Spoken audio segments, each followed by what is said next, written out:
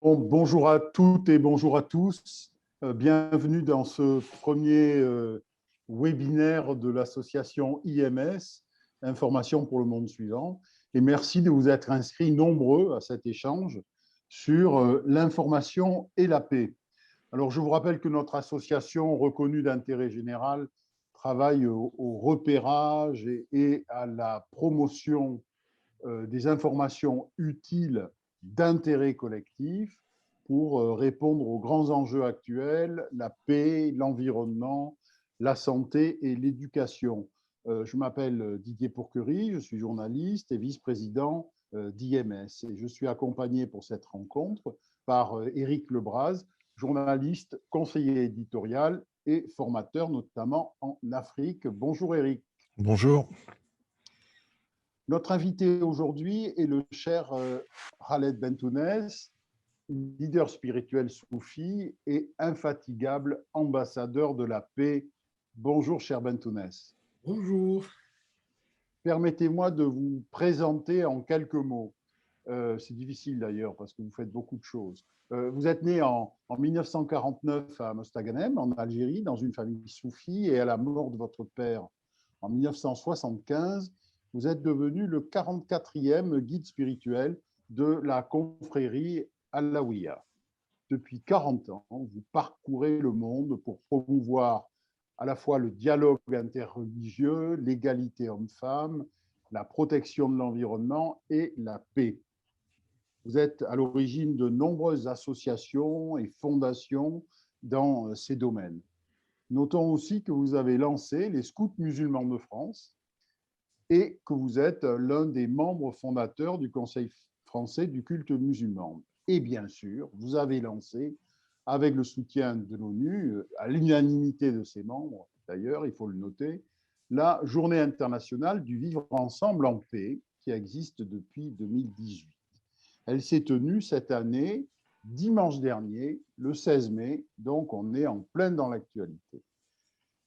Cher Bentounès, ma première question sera sur cette initiative de cette journée. Depuis son lancement il y a 3 ans, quel premier bilan tirez-vous de cette journée internationale du vivre ensemble en paix?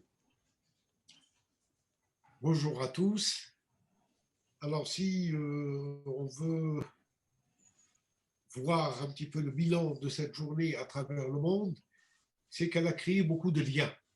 Des liens entre notamment des jeunes. Il y a beaucoup de jeunes qui sont aujourd'hui concernés par cette journée et qui la vivent dans leur ville, dans leurs écoles, dans leur université, de Kaboul à l'Algérie, au Sahel, mais aussi en Argentine, en Europe et au Japon, l'Indonésie. Donc, ça a permis de créer des liens et à travers la jeunesse, mais aussi à travers des écoles qui cherchent une autre façon d'éduquer et de proposer dans leur cursus scolaire l'idée de se vivre ensemble en paix. Qu'est-ce que c'est que le vivre ensemble et qu'est-ce que c'est que la paix? Donc, le bilan aujourd'hui, c'est quand même la création, en tous les cas, directement en Algérie de 13 écoles, mais aussi au Maroc, en Turquie, et la collaboration avec des écoles au Liban, dans le Golfe Persique, en Allemagne, en Hollande. Donc l'idée, si on fait un bilan aujourd'hui, elle nous sert de tremplin, la JVEP nous sert de tremplin avec tous ces écoles et notamment avec les capitales et les villes, les 50 aujourd'hui, un peu plus de 50 capitales dans le monde ont adhéré à la charte qui a été signée à Düsseldorf en 2019 par les maires des grandes villes du monde et notamment les capitales. D'accord. Donc, ça permet de toucher directement les élus des villes qui souhaiteraient promouvoir ce vivre ensemble chez eux. Qu'est-ce que ça peut être, cette journée du vivre ensemble? Je sais que, par exemple, en France, il y a eu, ça a commencé dans le sud-est de la France, je crois. Il y a eu pas mal d'initiatives. Il y a une trentaine de villes qui l'ont célébré quand même en France. D'accord. Des villes comme Toulouse. À Cannes, il y a une association qui s'est créée et qui a aujourd'hui 11 ans. Cannes, le vivre ensemble à Cannes, parce que Cannes a été un laboratoire pour se vivre ensemble avant qu'elle soit proclamée, donc entre juifs, catholiques, protestants, bouddhistes et musulmans. Et elle nous sert en tous les cas, si je prends l'exemple de Cannes, c'est que cette journée n'est que l'illustration de rencontres qui sont faites toute l'année et des célébrations qui sont partagées, des célébrations des fêtes religieuses, mais aussi des rencontres d'échanges, des rencontres philosophiques, des rencontres sur différents sujets qui concernent le citoyen, qui concernent la ville, qui concernent les problèmes, quand il y a des problèmes ou un éclairage à emmener. Il y a aussi la radio, des radios de la région qui de temps en temps invitent les différents représentants de ce vivre ensemble pour parler d'un sujet d'actualité, d'un sujet social, d'un sujet, je dis, qui permet d'éclairer ce vivre ensemble et de le maintenir toujours vivant. Vous savez, sur le parcours, avec le Covid, on ne pouvait plus faire cette marche. Il y avait un parcours qui partait chaque année d'un endroit précis. Par exemple, il partait de la cathédrale et il visitait le temple protestant et il partait à la synagogue et finissait à la mosquée de Cannes. Ou inversement, chaque année, il y avait... Donc, il y a une manifestation et le 16 mai, vous savez, à Cannes, c'est quand même, il y avait le festival, il y avait beaucoup de journalistes, il y avait beaucoup d'animations et dans chaque endroit religieux, il y avait une grande affiche, une grande toile qui recouvrait soit la cathédrale, soit le temple, soit la synagogue, soit la mosquée, qui marquait cette journée. C'est ce vivre ensemble. Donc, ça donnait une idée qu'il y a des citoyens qui œuvrent ensemble à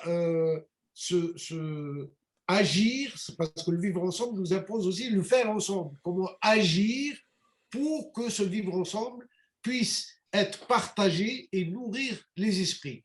J'ai pris des exemples comme ça à droite et à gauche, mais pour les jeunes, c'est peut-être encore plus dynamique parce qu'il y a des chansons qui ont été écrites, il y a ils ont inventé des jeux. Donc, il y a énormément d'initiatives. Si on va sur le 16mai.org, vous allez voir, ça, c'est des initiatives qui sont faites à travers le monde qui sont étonnantes. Et si on revenait, parce que quand on parle de paix, la plupart du temps, les gens pensent à l'absence de guerre. Oui. Or, ce n'est pas que ça, la paix. Alors là, ça va. Voilà. Est-ce que vous pourriez juste nous recaler ce que vous entendez par le mot paix? Alors, par le mot paix, on entend que la paix, c'est pas juste l'absence de guerre ou l'absence de conflit, et on ne peut arriver à la paix par la signature d'un acte entre belligérants. Mais la paix, c'est quelque chose qui se travaille. La paix, c'est un terrain qu'il faut ensemencer, qu'il faut entretenir. C'est un état d'être, c'est un terrain intérieur au niveau de notre conscience. Et en cela, on s'est inspiré de cette idée de l'homme universel qui a été développée par les spirituels et notamment les soufis, tels que Ibn Arabi, tels que Djili, tels que l'émir Abdelkader, on parle beaucoup, et le Cheikh Al-Alaoui au XXe siècle nous a laissé dans ses recherches philosophiques cette idée que l'humanité est un corps dans l'ensemble des populations, des communautés, de sa diversité, forme les membres. Et il n'y a pas un membre supérieur sur un autre, puisqu'il fait partie d'un corps, il fait partie d'un tout, il fait partie d'une unité, et que en contribuant au bien-être de l'ensemble du corps, il contribue à son propre bien-être. Donc l'idée de paix, c'est quelque chose qu'il faut creuser, qu'il faut inscrire et nourrir dans les consciences. C'est un champ intérieur qu'il faut cultiver. On ne peut pas parler de la paix uniquement sur le plan politique. La paix, elle est dans le couple. La paix, elle est dans la famille. La paix, elle est dans la ville, entre les différentes composantes et gestionnaires. La paix, elle est entre les pays. Donc, la paix aujourd'hui n'est pas assez exploitée, je dirais, à ce niveau-là, parce que c'est une force, c'est une énergie. C'est une énergie qui peut nous pousser à construire un monde, sortir du monde du jeu, le jeu moi égotique, vers le monde du nous. D'accord. Donc, c'est entre le cercle et je dirais et le triangle. Et votre initiative, elle a été, je vois quand on regarde sur votre site les différents médias qui en parlent. En fait, par exemple, en France, il y a assez peu de médias qui en parlent. Est-ce que vous n'êtes pas un peu frustré de voir que c'est assez difficile finalement de faire parler de la paix? On va en venir à l'information ensuite, mais déjà en tant que relation avec les médias, est-ce que vous n'êtes pas un peu frustré par ça? Je crois que les médias, en tous les cas, c'est ce que à chaque fois que le sujet a surgi et que j'ai posé la question, mais pourquoi on ne parle pas un peu plus de ce qui nous amène à la paix, à se vivre ensemble? On me dit, mais on ne parle pas des choses qui sont je dirais, on ne Des parle pas trains qui des trains qui arrivent à l'heure. Voilà, et on me sort toujours cette formule.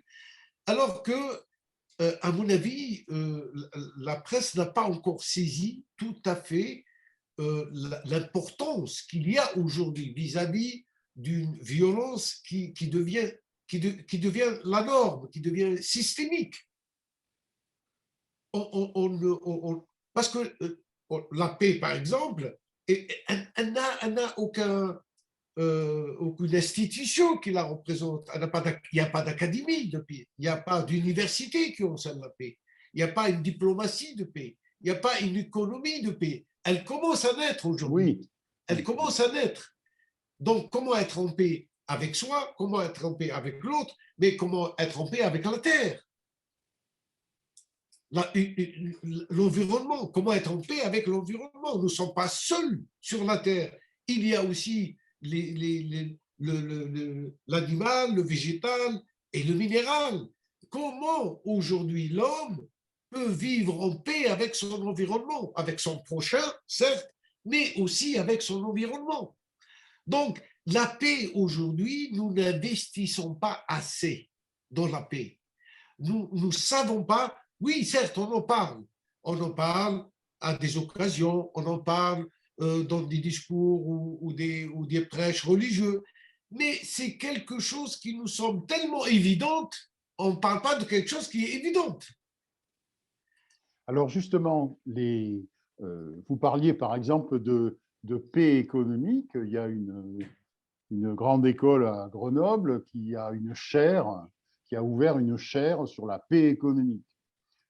mais peu de gens le savent. Alors, puisque l'IMS, Information pour le monde suivant, s'intéresse à l'information utile, quelle pourrait être, selon vous, quel type d'information il faudrait partager pour aller dans le sens de la paix? Alors, j'ai parlé de cette culture, parce que si la paix devient une culture, une connaissance, lui donner cet aspect de quelque chose qui se cultive, de quelque chose qui se transmet. Donc, il y a un énorme travail qui doit être fait. Et ce premier travail, c'est dans l'éducation. Première des choses, à mon avis, c'est par là qu'on peut arriver à un changement.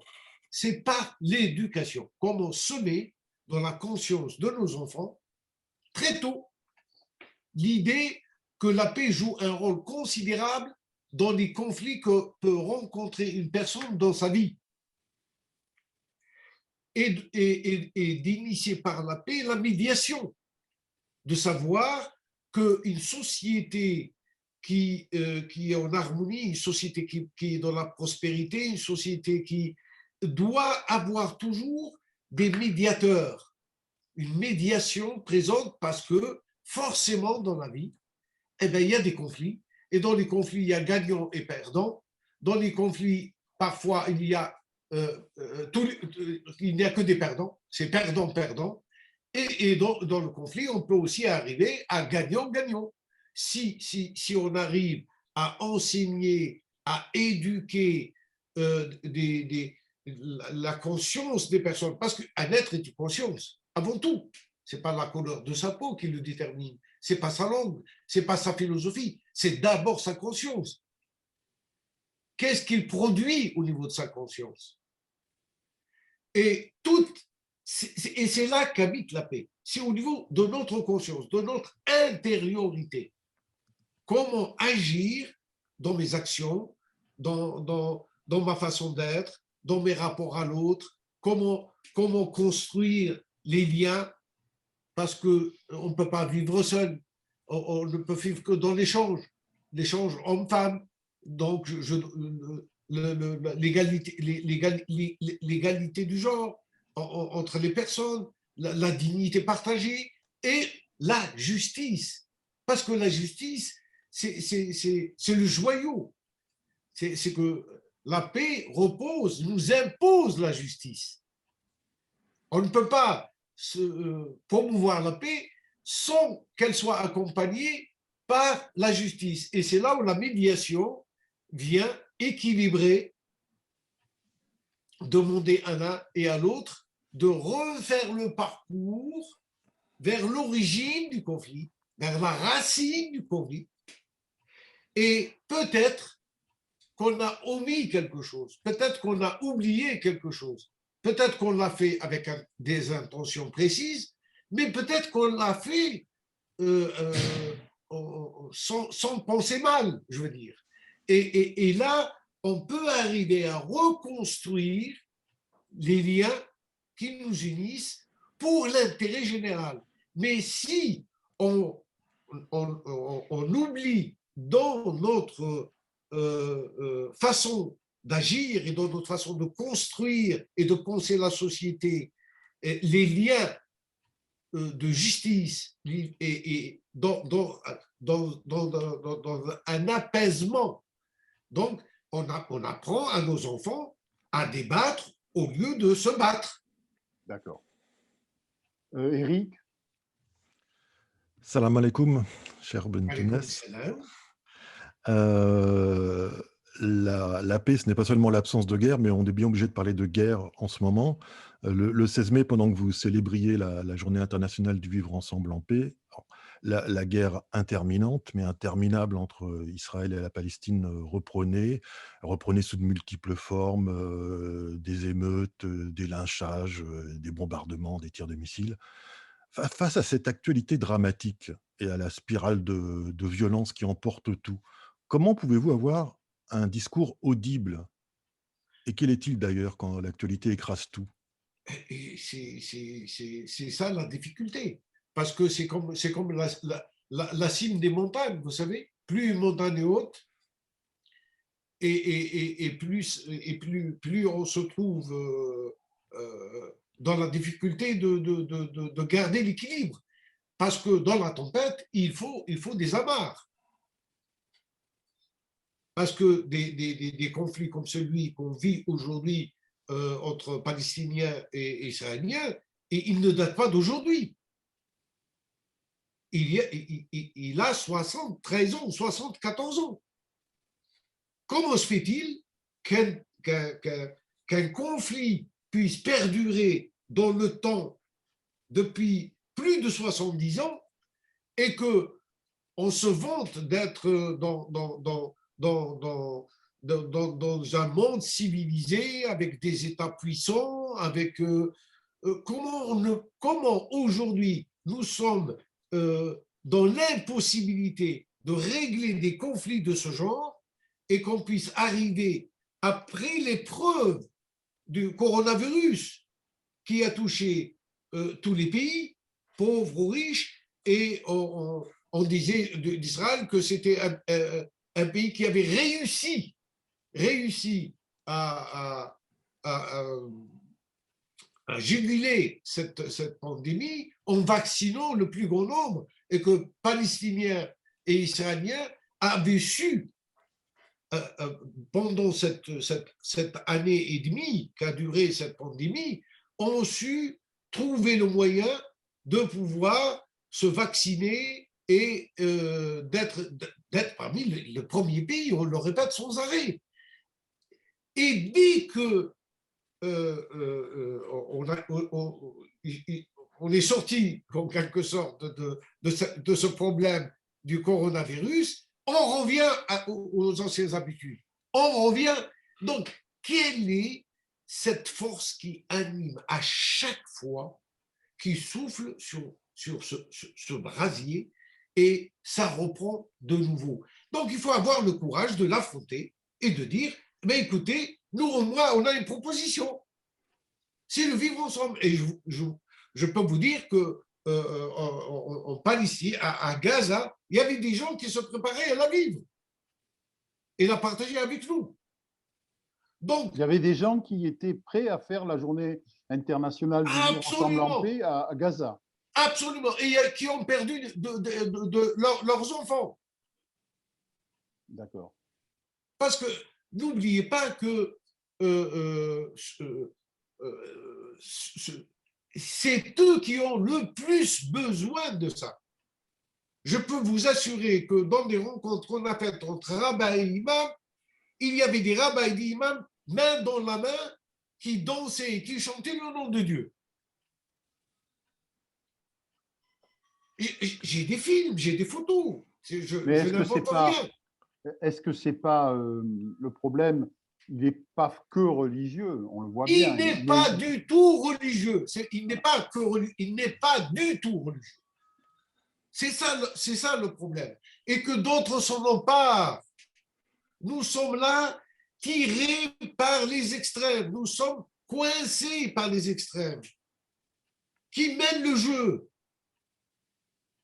Mais la plus grande partie de ceux qui souffrent ne souhaitent qu'une chose, c'est trouver un vivre ensemble, en paix. Je peux vous l'assurer. Je ne suis pas le porte-parole ni des Israéliens ni des Palestiniens, mais je suis quelqu'un qui voit et qui a des contacts avec eux en permanence. Un point essentiel pour garantir la paix, c'est d'éviter la guerre. Et on pense souvent à la médiation après les conflits, et je vous ai entendu vous en plaindre aussi, tandis que vous prenez une médiation préventive. En quoi consiste-t-elle? Alors, la médiation préventive, parce que il faut pas laisser le conflit arriver au pourrissement, et la guerre, c'est le pourrissement. C'est d'arriver au clash, d'arriver à ce que le sang coule. Pour éviter cela, il faut des gens capables de pouvoir avoir, je dirais, un comportement qui puisse avoir une température et dire, voilà, attention, ça peut, parce que je vous dis, des fois, sans faire exprès, on peut nuire à quelqu'un d'autre sans le vouloir. Mais s'il y a là une idée derrière qui peut nous emmener à l'affrontement, eh ben, il faut la prévention, oui. Comme on prévoit, on a des préventions pour les microbes ou pour les virus, eh ben, il faut aussi, oui, des gens qui puissent prévenir les conflits et les gérer avant qu'ils arrivent. On sait on parle beaucoup aujourd'hui de l'Ouganda et du génocide de l'Ouganda. Du Rwanda, du Rwanda. De l'Ouganda, pardon. L'Ouganda. Ben, si on savait qu'il y a quelque chose qui allait arriver, mais s'il y avait cette médiation préventive, on ne serait pas arrivé à ce qui est arrivé. Mais revenons au problème de la Palestine et d'Israël. Il ne fait aucun doute que tout le monde sait que ce problème-là est là depuis des décennies et que tant qu'on n'aura pas amené ou trouvé une solution de se vivre ensemble en paix, tant qu'on fera semblant de l'oublier et de le caser dans un coin, il ressurgira tôt ou tard. Donc nous avons tout intérêt aujourd'hui à quand même agir d'une façon humaine, d'une façon apaisante et d'apporter. Jusqu'à quand allons-nous vivre avec ce membre de la communauté humaine, ce pays, ces peuples, avec ce mal qui, à chaque fois, enfièvre l'humanité tout entière. Parce que tout le monde est lié. Jérusalem, c'est une ville 3 fois sainte. À qui elle appartient? Eh bien, elle appartient à tous les hommes et à toutes les femmes. À tout le monde. Elle fait partie du patrimoine universel de l'humanité. Et je vais vous dire plus. Quand en 2017, on préparait la résolution et tous les débats parce que ça a duré quand même presque 3 ans et demi. En octobre 2017, M. Trump, donc le président des États-Unis, avait décidé de faire de Jérusalem la capitale, de reconnaître Jérusalem comme la capitale d'Israël. Vous vous en souvenez? Oui, oui, tout à fait.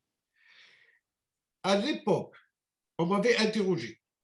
Il y avait un journaliste dans un débat parce qu'on allait d'une ambassade à une autre pour promouvoir la JVR, pour pouvoir que les pays aient chez les Allemands, dans la représentation, c'était le tour de l'Allemagne. Un journaliste m'avait posé la question après que j'ai parlé de la JVR. Il m'a posé la question: en quoi cette journée internationale du vivre ensemble en paix peut-elle, comment voit-elle la décision que vient de prendre M. Trump? Ma réponse: je ne suis pas un politique, nous sommes une ONG. Je lui dis: selon mon avis, c'est un moment extraordinaire de profiter de cette occasion. Puisque M. Trump décide de faire de Jérusalem la capitale d'Israël, que les autres pays, à la fois ceux du Conseil de sécurité, c'est-à-dire la France, l'Angleterre, la Chine et la Russie, avec tous les pays, parce que il y avait un émoi, il y avait à ce moment-là aux Nations Unies, parce que Trump avait en quelque sorte cassé un tabou, quoi. Il est passé outre. Les résolutions des Nations Unies. J'ai dit, il a ouvert la porte, il faut maintenant l'ouvrir entièrement. Il a entrouverte, maintenant il faut l'ouvrir entièrement. Que les autres pays reconnaissent que la capitale, elle est la capitale d'Israël, mais elle est aussi la capitale des Palestiniens. Il y a eu un silence de mort.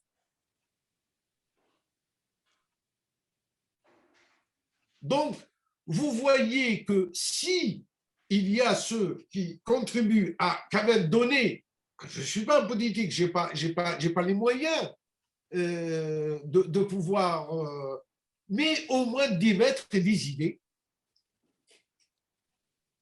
et de faire en sorte que comment arriver à justement ne pas arriver au conflit et ne pas arriver à la guerre. Parce que ces enfants qui sont morts aujourd'hui, ces femmes, le sang appelle le sang. Quel est le... Comment est-ce que vous croyez aussi, parce que après tout, la Journée internationale du vivre ensemble en paix, c'est un ensemble d'initiatives locales et d'initiatives, même si elles sont reliées par un mot d'ordre, mais d'initiatives, je dirais, locales ou d'initiatives particulières, associatives, etc.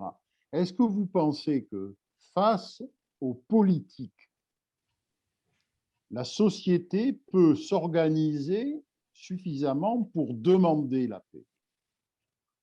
Je prends l'exemple de Genève. L'exemple de Genève, c'est que nous sommes en train de travailler, et c'est le Covid qui a retardé, avec la municipalité, avec plusieurs municipalités du canton de Genève, de faire de Genève la ville du vivre ensemble. S'il y a des municipalités, s'il y a des élus, les élus, les maires, ils sont élus par les habitants. Et c'est des élus prennent l'initiative de pouvoir donner à leur ville un statut et un savoir-faire au niveau du vivre ensemble. Parce qu'il y a un savoir-faire. Par exemple? Par exemple, dans les écoles. Par exemple, pour les personnes âgées. Par exemple, on a parlé de cette économie de paix. Par exemple, la cité, les futures cités qui se pensent aujourd'hui pour demain. Les penser avec cette architecture du vivre ensemble, où on intègre à la fois le végétal, l'animal et l'humain.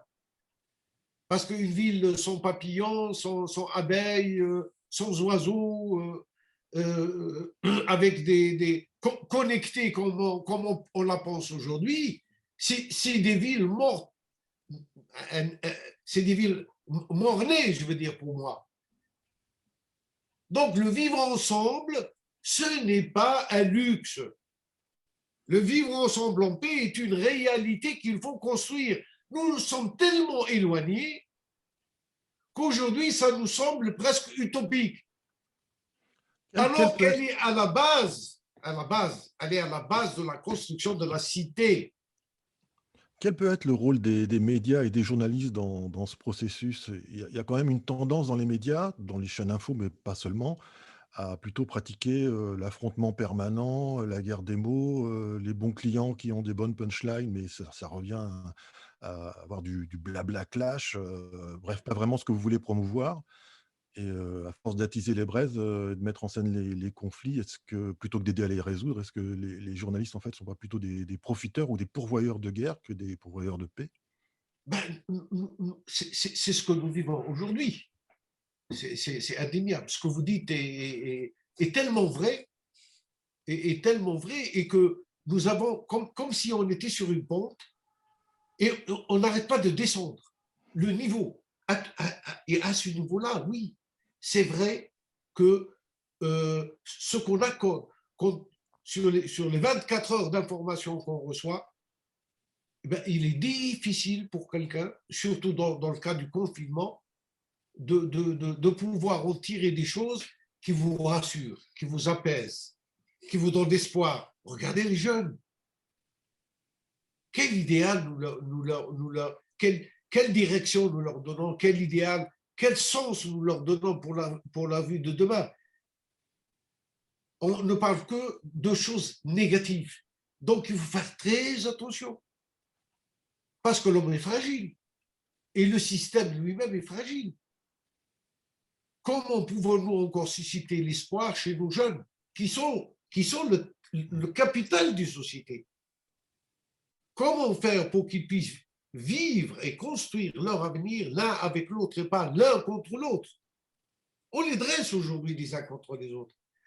Peut-être par manque, je dirais, je ne veux pas dire quand même que les journalistes le font exprès, certainement pas. Mais on est pris ça dans... fait quand même de l'audience, excusez-moi, mais ça oui. fait de l'audience et ça fait l'émotion sur un écran, attire l'attention et on voit bien que les médias ont besoin d'attention pour vivre.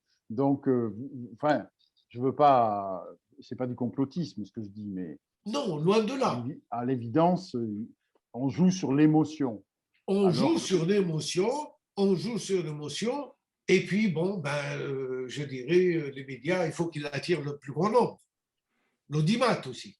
Exactement. On est piégé par l'audimat. Donc, on est dans le quantitatif et pas dans le qualitatif. L'homme a besoin aussi, son esprit, son âme a besoin de choses qui le rassurent, de choses qui lui redonnent espoir, de choses qui lui donnent envie de construire sa vie sur quelque chose que j'appellerais des valeurs. Des valeurs qu'il partage avec d'autres, des valeurs universelles, des valeurs de justice, des valeurs de dignité, des valeurs de solidarité, des valeurs... Comment voulez-vous qu'on voit que les familles ont été séparées, qu'on ne pouvait plus voir que les petits-enfants ne pouvaient pas voir leurs grands-parents. Donc, dans un monde de séparation, où le tissu social se déchire, comment remédier à ça? Comment réparer?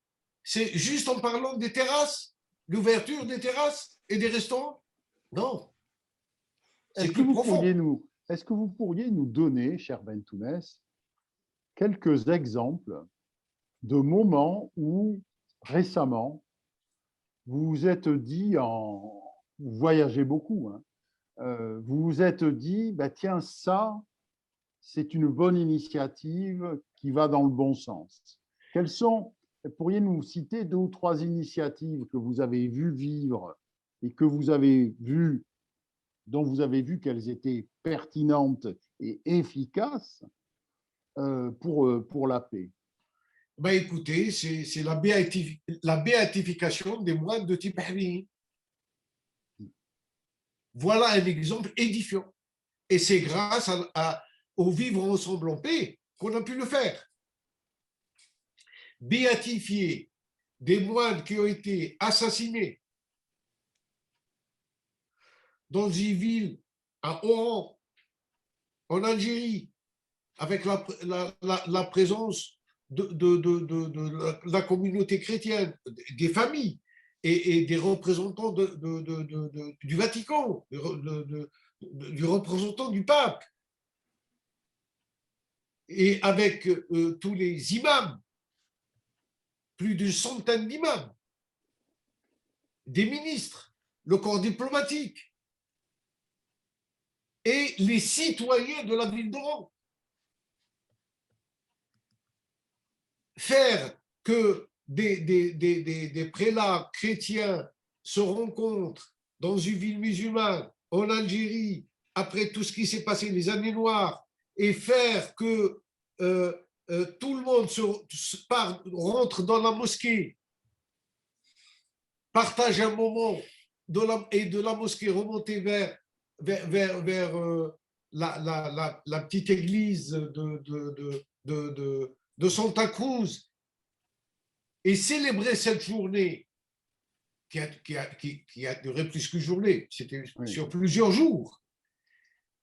c'était quelque chose d'impensable avant. D'impensable. Ça, c'est un fait. Ça, c'est quelque chose qui crée des ponts, qui casse les murs entre nous.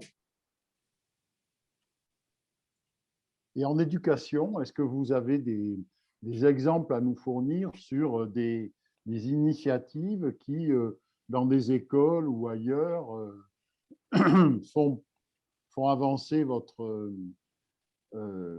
combat?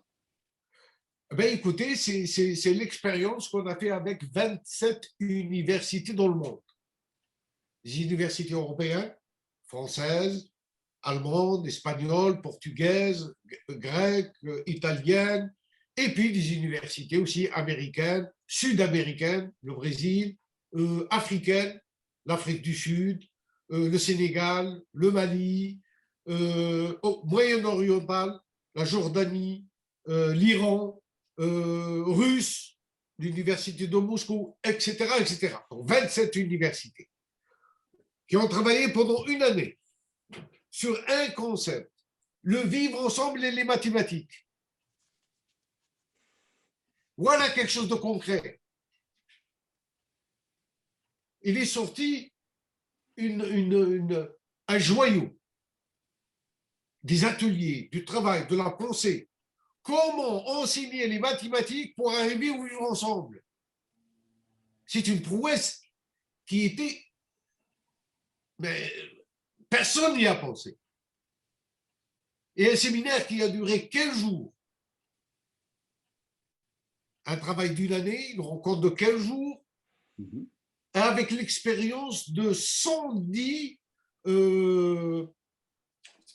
inspecteurs d'enseignement des mathématiques qui représentaient en quelque sorte des cobayes pour voir avec eux si ça marchait ou pas. Et bien voilà, un travail qui a été fait, on l'a proposé, et jusqu'à présent, je l'ai posé en haut lieu, je l'ai amené en main propre, et je l'ai remis en haut lieu. Et bien jusqu'à présent, je n'ai pas reçu de retour. Pourquoi? Mais je me pose la question. Peut-être qu'on Vous n'est avez pas souvent, encore vous avez arrivé à souvent ça. des idées novatrices qui pourraient être appliquées. Par exemple, vous voulez créer des ministères de la paix à côté de ceux de la défense. Ben oui, Vous en avez parlé avec des décideurs politiques, justement? C'est une très bonne idée, a priori, ah oui, sur le mais papier. bon, on parle de Chirbatonès comme un utopiste, hein, attention. Donc, peut-être un peu fou. Oui, mais est-ce que justement, c'est ça qui nous pose la question, nous, en tant que journalistes, c'est-à-dire que vous voyez le réseau universitaire sur le vivre ensemble et les mathématiques, euh, peu, peu de médias ont repris cette information. Oui, C'est justement pour ça, d'ailleurs, c'est une des raisons pour laquelle nous, on a lancé Information pour le monde suivant et qu'on travaille sur... C'est ce type d'information aussi, pas que, mais ce type d'information qui arrive à quelque chose. Après, il faut aller plus loin, il faut voir que ça crée si ça crée d'une émulation et des effets, mais peut-être en effet que là, il y a un problème de production d'informations qui fait que ben, ça n'embraye pas, quoi. oui, il y a eu des initiatives. Je dirais, par exemple, Cergy-Pontoise, l'université de Cergy-Pontoise avait des expériences dans des écoles, comment on dit, difficiles pour ce travail-là. Et ça a donné des fruits. Ça a donné des résultats inattendus. On a Donc, encore beaucoup de questions, mais je crois que les participants à ce webinaire peuvent aussi poser des questions et peuvent les transmettre. Les écrire sur les... Oui, tout à fait. Et on les relaiera, évidemment. Tout à fait. Alors justement, il y en a une que je vois là, que je peux vous lire. Vas-y, Eric. À l'heure où l'information est de plus en plus construite avec et par des algorithmes, comment mettre en œuvre ces liens de justice et de médiation? Y a-t-il, à travers les algorithmes, une opportunité à saisir ou plutôt un risque? Quel message pour les jeunes qui sont nés dedans? Une question de Nadia Apchichmimouni. Ouf. C'est compliqué là. Alors, Vous c'est avez- compliqué, c'est-à-dire, on reste dans les maths là. bah, le problème, il est que nous dédouanons en confiant à la machine notre avenir. Et ça, pour moi, c'est une catastrophe. C'est la politique de l'autruche. On ne veut pas voir, comme disait un célèbre président de la République française, la maison brûle et on regarde ailleurs. Mais les algorithmes, c'est pour nous aider. Mais si on délègue aux algorithmes à faire le travail à notre place, le travail de la conscience, de notre propre conscience, eh bien bonjour les dégâts. C'est comme ça que je vois les choses. Donc, on nous parle de l'homme augmenté, de l'homme connecté, on parle même de mettre dans le cerveau des puces pour nous relier directement à Internet. Mais ça, pour moi, ça ne garantit absolument rien. Et au contraire, ça nous alarme sur le monde à venir. Et on a vu que les algorithmes pouvaient amplifier les discours de haine sur les réseaux sociaux. Absolument.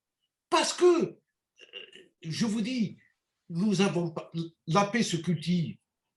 Cultiver, ça veut dire faire sortir de nous le fruit de notre propre réflexion. Comme on fait sortir de la terre les fruits et les légumes. C'est un travail personnel. Le déléguer à autrui, le déléguer à la machine ou le déléguer, oui, on a essayé ça. Hein. Il y avait des régimes totalitaires, il y avait une poignée qui décidait pour tous les autres. Et là, ça sera la machine. Très bien, ok. On a une question d'Olivier Ribouy qui dirige le média Banuto au Bénin et qui a une vraie question de journaliste. Comment allier le besoin de l'accroissement de l'audimat pour les médias et la production de contenu de promotion de la paix? Alors, je dirais que il faut former peut-être des journalistes à la paix. Première des choses, c'est les former à la culture de paix pour qu'ils puissent apporter à l'ensemble de ceux qui les écoutent quelque chose de nouveau, quelque chose qui peut les aider à sortir du marasme ou de la difficulté ou du problème dans lequel ils se trouvent. Si nous devons seulement informer sans apporter des solutions en même temps, suggérer des solutions. Parce que pour la guerre, on le fait. Il y a des médias qui peuvent susciter la haine entre les gens. Comment peut-on, par les médias, faire en sorte que les gens s'entretuent, augmenter la haine chez les gens, et comment on se pose la question pour la paix? Donc il y a un déséquilibre. Parce que la haine, c'est plus facile, parce qu'on surfe sur l'émotionnel, et que la paix, ça nous demande un travail très profond en soi. On ne peut pas, parce que le verbe, ce qui sort de nous, le mot a du sens. Il est chargé. S'il sort que de la langue, il produira peu. Mais s'il sort du profond de nous-mêmes, en toute sincérité, eh bien, il peut produire des miracles.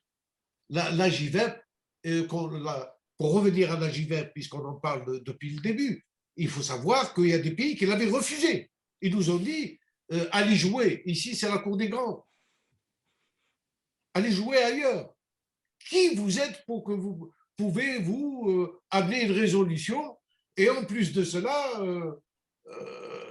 vous prenez la décision, parce que vous savez qu'il y a deux possibilités pour faire en sorte qu'une résolution soit votée à l'Assemblée générale. Soit par vote majoritaire, c'est-à-dire si vous avez au-delà de 51 voix, votre résolution passe. Il y avait cette proposition. Et il y avait l'autre proposition. C'est l'unanimité. Et moi, peut-être, c'est pas par orgueil, mais moi, j'ai dit, on prend l'autre. C'est l'unanimité. C'est le tout ou rien. Il nous reste très peu de temps et il y a encore pas mal de questions. Et ça va être très difficile juste de un répondre. point quand même pour Ouais. souligner ce que dit Sherben Tounès, pour revenir aux médias sur la formation. La formation des journalistes, enfin, c'est un travail sur lequel tu bosses, Eric aussi, et c'est vrai que la formation des journalistes fait partie de la réponse pour répondre à notre internaute, fait partie de, et c'est ce que vous dites, cher Bentounès. Il y a une autre question, Eric? Et c'est vrai qu'on va essayer de concevoir des modules de formation autour de ça. Alors, il y a beaucoup de questions qui demanderaient des longues réponses, mais je suis sûr que vous allez réussir à faire court. Comment faire pour que la communauté juive et palestinienne qui fait partie de la JVEP intervienne pour cesser le feu et l'injustice contre les civils? Une question d'Ouda Lagriche. Alors, moi, je crois qu'il faut la promouvoir. Hein. Il faut d'abord laisser les Palestiniens et Juifs et surtout ne pas se mêler de leurs problèmes. Ça, c'est la première des choses.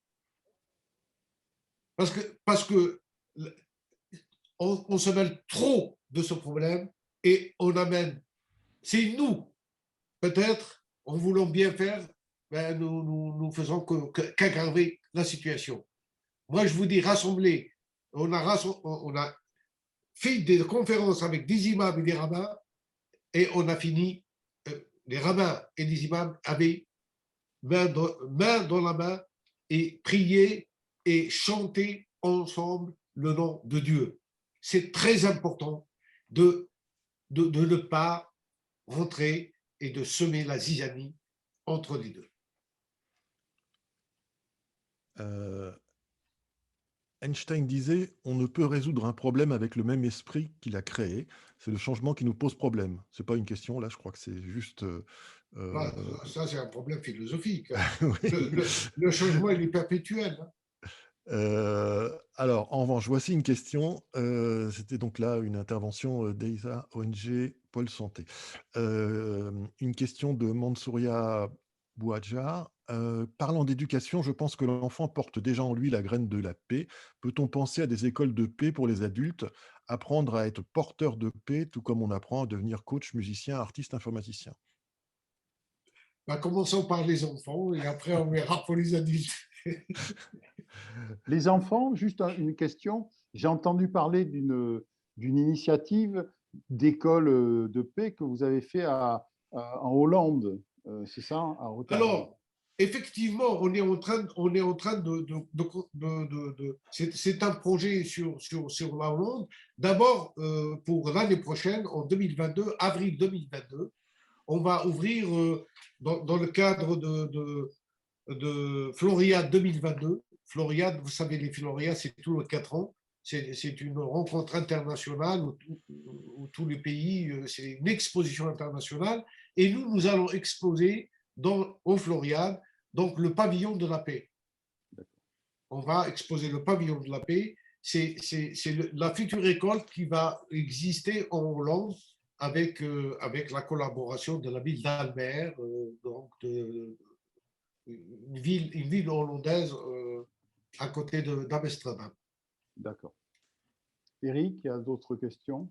Oui, question un peu longue, mais je suis sûr que les réponses seront toujours courtes.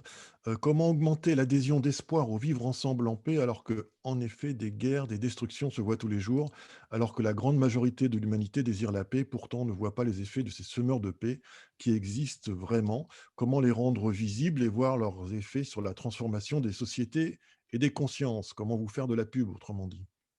Oui, mais non, non, il faut remettre les choses à leur, à leur réalité.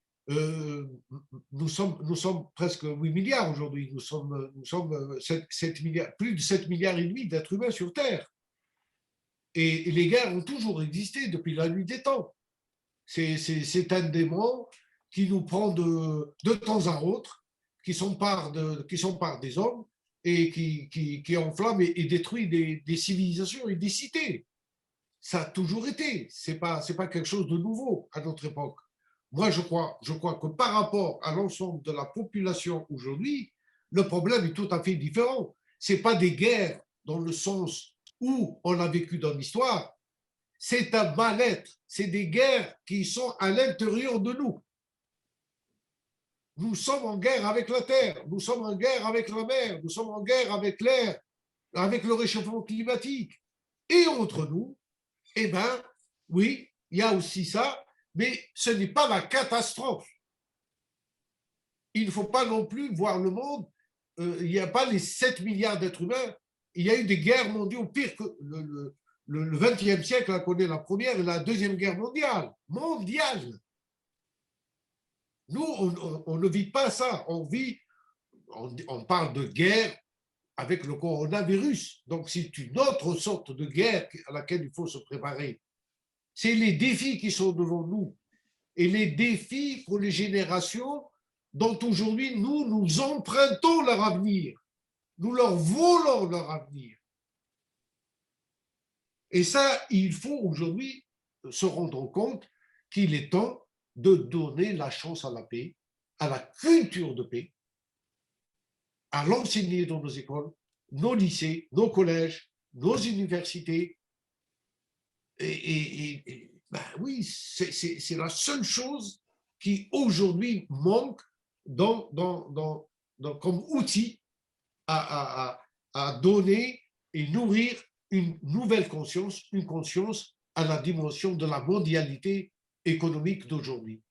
Je vois qu'il y a une des personnes qui a posé une question autour de ça, de la culture de la paix, et qui dit, et si on donnait aux universités ou aux écoles qui ont des programmes de culture de paix des labels, alors bon, c'est des labels de l'UNESCO, par exemple, qui reprendraient cette idée de, voilà, cet établissement travaille pour la paix.